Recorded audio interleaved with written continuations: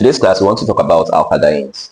Now, alkadienes, the most common name of alkadienes are called dienes. So first thing first, what are dienes or what are alkadienes? Now, these are hydrocarbons, right, that contains two double bonds. Now, first thing first, hydrocarbons, if you can remember, are compounds that contains hydrogen and carbon, all right? So whenever we say hydrocarbons, what should come to your mind? Compounds that contain purely carbon and hydrogen. Okay, so when we now say alkadienes or dienes in simple term, it simply means hydrocarbons, okay, that contains two double bonds. Now, the relationship between the double bonds, that is their position, right, further gave rise to three types of dienes. So the first one we have what we call the conjugated dienes. The next one we have what we call the isolated, and of course we have what we call the cumulated. So I'm going to be explaining each of them one by one. So first, what is conjugated dienes? Now, conjugated dienes are basically a type of a diene in which the two double bonds are separated by just a single bond. Now, for example, if I have something like this, this is a conjugated diene. Now, the two double bonds, this is the double bond number 1, and this is the double bond number 2. The separation is just a single bond. So we could say a conjugated double bond or conjugated diene are dienes in which the two double bonds are separated from each other by just a single bond, right? So this is conjugated. Now, isolated dienes, isolated simply means isolated dienes are basically a type of a diene in which the two double bonds are separated from each other by more than one single bond. In conjugated, one single bond is separating two double bonds. In isolated, more than one single bond. It can be 2, it can be 3. So we have this. If I have this, if you look at this, two single bonds are separating these two double bonds.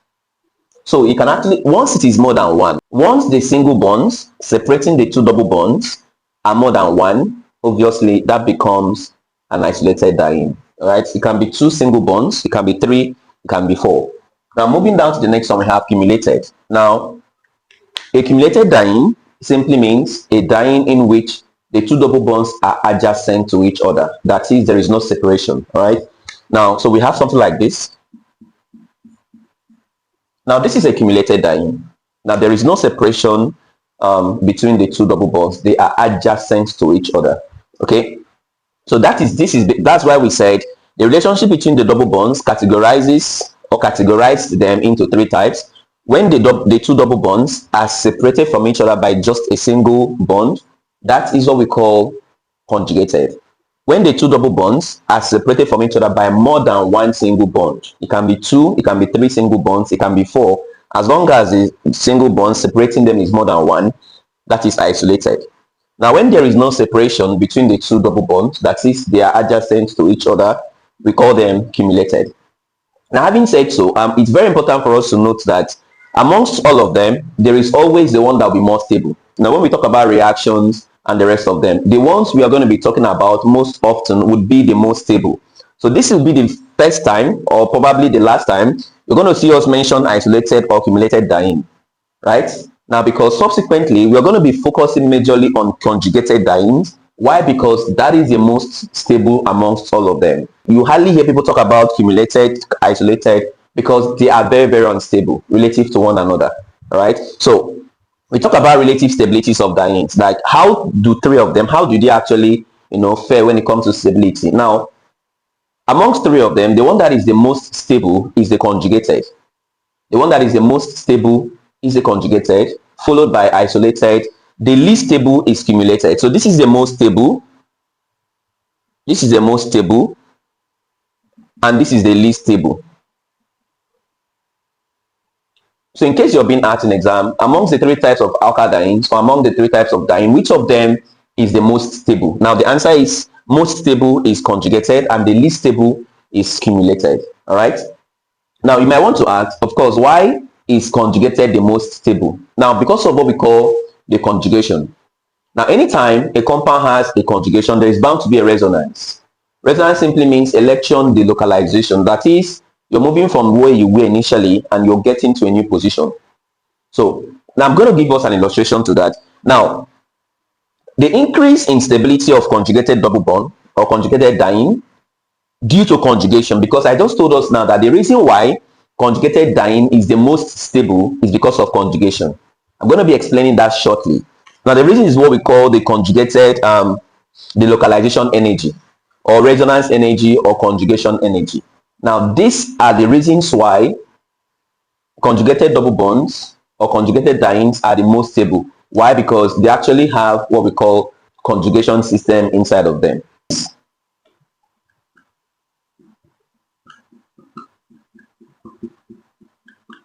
Now, this is an example of a conjugated diene, two double bonds separated from each other by just a single bond.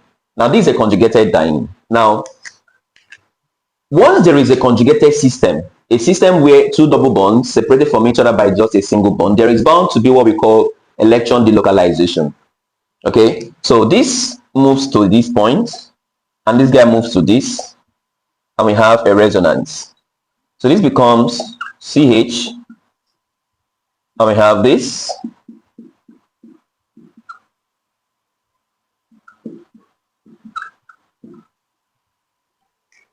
This is the resonance structure of this.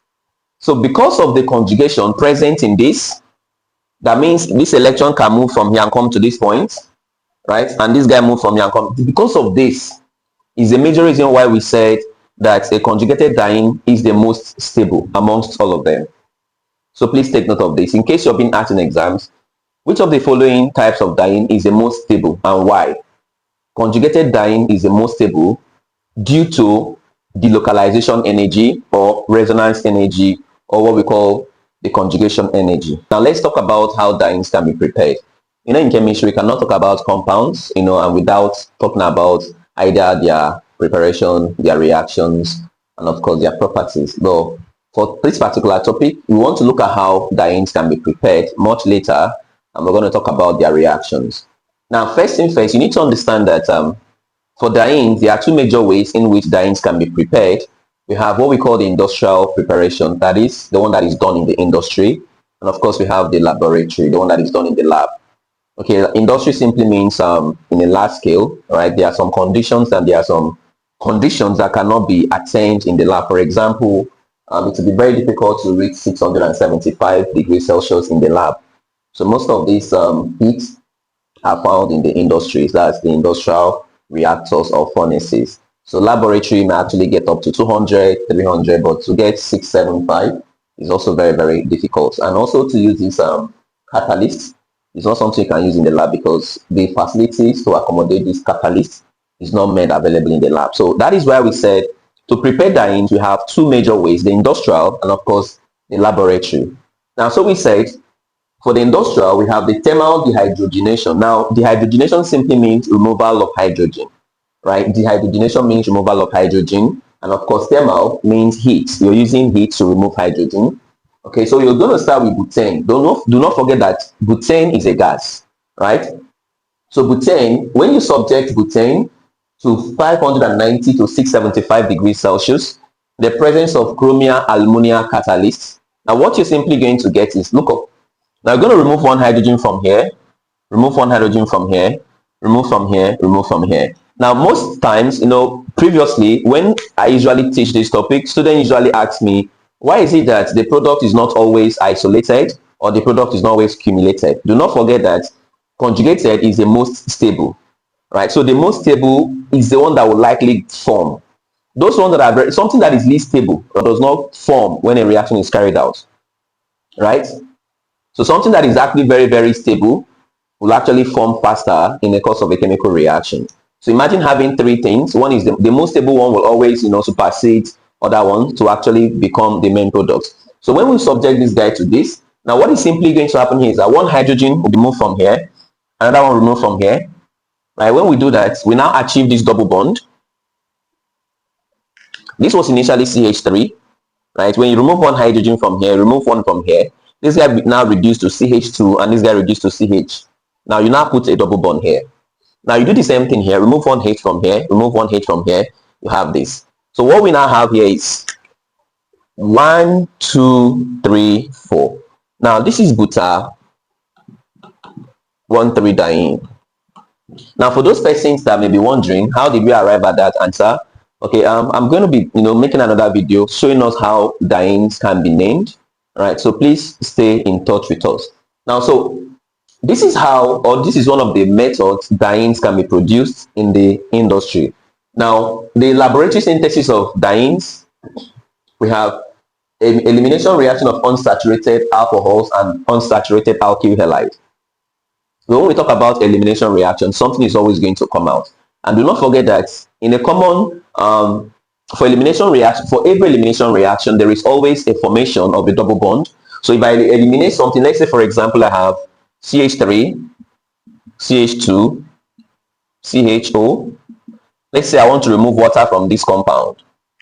Now, water is OH and H. So I'm going to remove OH from here, and the H needs to come from the next carbon. I cannot remove OH and H from the same carbon. So once you remove OH, which is very obvious, right? Because OH can only be seen here, and H is actually present in these three carbons. But where you remove the H is very, very important and crucial. So you're going to remove the H here, the next carbon directly attached to this guy. So when you remove the H here, so let's do that. Remove this H, remove this. You now put a double bond here. So we're going to use that concept to actually derive it. There's already a double bond here. That is why we call it unsaturated alcohol. Unsaturated simply means there is a double bond. Alcohol means there is an alcohol functional group. So obviously what we are going to remove from here is going to be water. Water is OH and H. So you can see that we only have OH. OH is actually very, very visible. There is no doubt that this is the OH we are going to remove. However, there's going to be a doubt of the H we are going to pull out. The hydrogen that is going to come out must always come out from a carbon that is directly attached to the one bearing the OH. I repeat. Now let's call this guy, the carbon bearing the OH. The carbons directly attached to that guy are these two carbons. Now these are the two carbons directly attached to this guy. So the hydrogen needs to come from this or needs to come from this. However, you have to bear in mind that the product needs to be a conjugated diene. Conjugated simply means it is more stable. So if you have an option of forming a conjugated diene and an isolated diene, the major product would be that of conjugated. So we're going to remove from here, because if you remove the hydrogen from here, the double bond will be here. And if the double bond is here, you can see that this double bond is separated from this other guy by just a single bond, and that is what we call the conjugated diene. But if you come here and remove it from here, you have to put a double bond here. When you put a double bond here, you have formed an isolated diene, because these two guys are being separated by just two single bonds, which actually is not the most stable. So the hydrogen we are going to remove is going to be from this guy, and the OH is going to be from this. So when you remove OH here and remove H, because unsaturated alcohol, if you subject alcohol to elimination reaction, you're removing water, and water is OH and H. So when that happens, every other thing remains, but this carbon was a third carbon from the left. It was having two hydrogens initially, now it's having just a single hydrogen. This carbon was having OH here, there is no longer OH here. That is what we used to form the double bond. So if I'm to name this compound, this becomes carbon 1, carbon 2, 3, 4, 5, 6. At carbon 4 we have methyl, so this is 4-methyl. 1, 2, 3, 4, 5, 6. So I can say 1, because at carbon 1 we have this double bond, the first one. At carbon 3 we have the second one. 1,3 hexadiene. Or you can say 4-methyl hexa 1,3-diene. So that is actually how we got that. Remember I said these are the two carbons. This is the major product. It simply means this reaction will give us two products, right? This and this. So this is the major, because the major product is going to be conjugated diene, and conjugated diene is more stable. The more stable a diene is, the more faster it will be formed. All right. So now let's look at using unsaturated alkyl halide. It's still the same concept. The only difference is that in alkyl halide, what we are going to remove is HBr. right? In alkyl halide, if you subject alkyl halide to elimination reaction, what you're targeting to remove is hydrogen halide.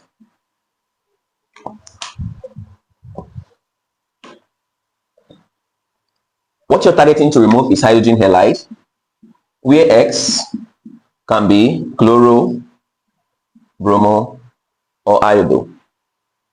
So if you look at this, once again, same thing is applicable to what we did here. The only difference is that here is Br instead of OH.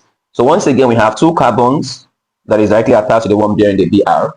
It means that there are two possibilities of removing hydrogen, either from this or from this. But once again, we are going to choose the one that when you remove the hydrogen, you're going to form the most stable diene, which is the conjugated. So that is why we're going to remove from here. If you remove from here, you now have this. Now look up, this is carbon number 3 from the left. Carbon number 3 is now having 1 H. Initially it was having 2 hydrogen. Right, so the byproduct is supposed to be plus water, and this is supposed to be plus HBr. So when you remove this Br from here, and remove 1 H from here, you now form a double bond here. This guy initially had 2 hydrogen. This guy is now having 1 hydrogen. This guy initially had Br. This guy is no longer having Br. So if you notice, the two double bonds are separated from each other by just a single bond. And once again, the same name here is also applicable to this. Right? So I'm going to be giving us questions to actually attempt based on what we have done so far. All right? So the next topic is going to be reactions of alkadienes. How do they react? And remember, I told us that whenever we talk about, after this classification, right, anytime you hear alkadienes in this course, just know that we are referring to conjugated. Why? Because conjugated is the most stable, and that is why we talk about it most often.